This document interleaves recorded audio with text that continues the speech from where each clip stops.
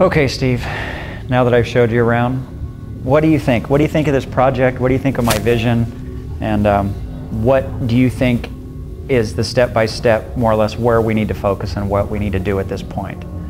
Well, the process is going to be a short process. Obviously, dealing with the city officials and so much retrofitting and stuff. It's kind of neat though, because a lot of what you're going to be doing here, you can actually start, at least make a steady progress towards. You know, there's a lot of fixing up on the building and a lot of landscaping and site preparation work and stuff you have to do. So we could kind of, you know, precurse it for you in a pattern so that you could, you know, keep working on it consistently while we're waiting for the city and stuff. I could easily see you rooming. I mean, this could be a big complex. I mean, definitely 2-story. Depending on the zoning, you might even be able to go 3-story. I don't know if you'd want to do that and make it that huge, but you could do such intricate little, you know, entrance areas that meet the times of when this was built, and we could go back and research stuff. Okay, we're downtown Fresno, and basically what I've been trying to do is find research.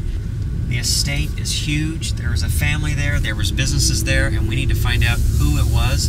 So we're going to come downtown Fresno to the Hall of Records. We found out some great information. We have tons and tons of history on this. When the building approximately was built in the 1800s, the building is so old they don't really have it documented when it was built. There's no plans, there's no building anything.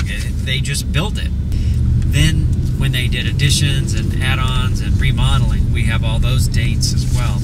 I've owned the property for how many years, and I have never done this, and so I'm really excited that we finally can tell people, you know, a lot of the truth about what's happened there and a lot of the dates.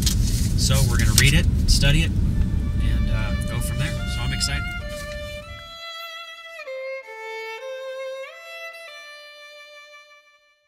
So one of the first things that has to happen is that we have to take down the gate. And in the front of the property, there's a gate because that's where the people would try to escape. It was an automatic gate. You could drive up to it and it opens automatically, really slow, and then it shuts. As well as, along with the gate, the wall. There's a big wall in front of the home. It's a big cement wall. And good friends of mine, Travis and his son, are going to come out here, and they're going to bring a like a skip loader or a bobcat, and they're just going to smash the wall down. And so that's going to be a lot of fun, and Travis will do a great job on that. Talking to Steve and some of the other people for this project, we have to first there's a 3-bedroom house on the property. We used it for a ticket booth, part of it, and then we had tenants living in the rest of the home. That house has to be lifted up, and they're going to put tires underneath it, and they are going to take it down the street and put that home on someone else's property. It's 5 o'clock in the morning, and the movers are here.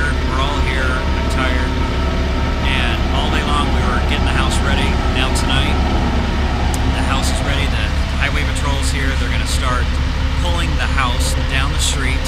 They're going to take it to another town, and somebody's going to be moving into my home. It may be haunted. We're not for sure. But so what we're doing is getting ready. Diesel trucks are here, and for the first time there's going to be a piece of my history going down the road, and we'll see where it ends up. We're going to follow it for a while. And, it's kind of a weird night. It's kind of a weird night. In the plans that we have for the hotel that Steve has drawn up, where the new hotel wing's going to be, there's a large tree. It's a large pine tree, and it has to come down. So I've hired Horn Tree Service to come in, and they're going to come in and cut the bottom, and the whole thing's going to fall down.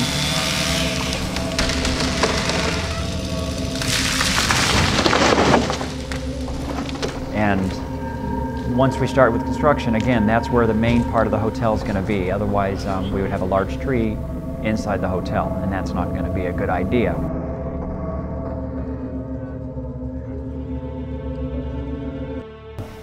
Chuck and Shandi, they have been doing research in this house for years. They had a research group, and they'd been in quite a few times. And what they do is they would come in and set up all their equipment, their audio, video, and they have done extensive research, and they have done an extremely awesome job. And they would call me up the next day and say, Todd, this is what we found. We heard voices, we heard children playing. We have actually the spirits moving on tape. And so they're going to be a part of this whole process of the hotel. And as we work on the hotel, we will bring in different researchers as well as Chuck and Shandy to watch and see what's happening, what kind of activity. The spirits that are here, are they going to be bothered because we're in here doing research or because we're in here working and doing construction? So Chuck and Shandy will be a big part of that, and they will come in and show us and teach us of what's happening and get a feeling for the paranormal, the things that we can't see, the feelings that they get when they're here in the house. And so we're anxious to see what findings they come up with. Our best finding here was after we had recorded, and there was about 6 of us here, we had recorded some EVP recordings, which is electronic phenomenon, and on a reel-to-reel. And when we went home and listened to it, we were real excited. We just, for some reason, knew for sure that we got something on reel-to-reel. And we could hear in the background a woman screaming and saying, "Get me out of here." And then about 5 seconds after that recording, there was like a little girl playing. And it was 3 or 4 o'clock in the morning. There was nobody else here but the 4 other investigators, and it was on the 4th floor. It was just kind of nervous, just knowing that that energy is real, and it was showing itself on the EVP recording. And to hear a little girl playing upstairs on the 4th floor when there was absolutely no one up there was amazing. Mary's room is ultimately the most fascinating part of the entire house. There's orbs and energy, and we've had orbs that would shoot down from the ceiling in through the bed and back to the ceiling, and just all over the entire room. And you could sit in there and you could actually be videotaping and see them through the video camera, because you cannot see orbs through the naked eye. You know, we would try and discount it as dust or anything else, and there was no way to discount it.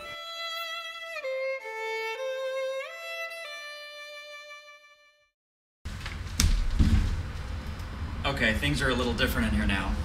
This is Mr. Beasley's old door. Well, with all the construction, it's going. Ugh. So this is the new entrance to Mary's room. The old entrance, this was Mr. Beasley's room. This is where the guests would actually come through, this from here to there, to go through the haunted mansion.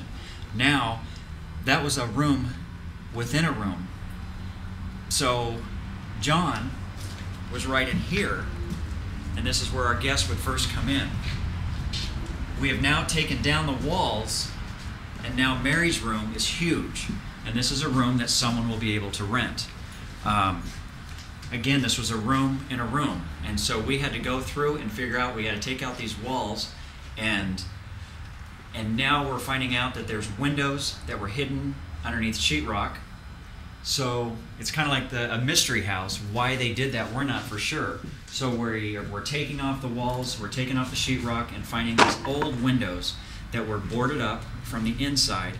But the funny thing is you can see them from the outside. But now our guests will be able to see the front windows that they weren't here anymore. So we're going to go back and fix those windows and make them usable.